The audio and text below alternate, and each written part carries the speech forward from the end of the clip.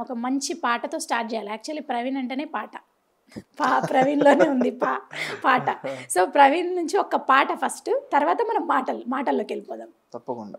సుందరి నేనే నువ్వంట, చూడని నీలో నన్నంతా, కానుకే ఇచ్చా మనసంతా, జన్మకే తోడై నేనుంటా, గుండెలో నిండమంట, నీడగా పాడమంట, నా సిరి నీవేనట, సుందరి నేనే నువ్వంట, చూడని నీలో నన్నంత, కానుకే ఇచ్చా మనసంతా, జన్మకే తోడై నేనుంటా.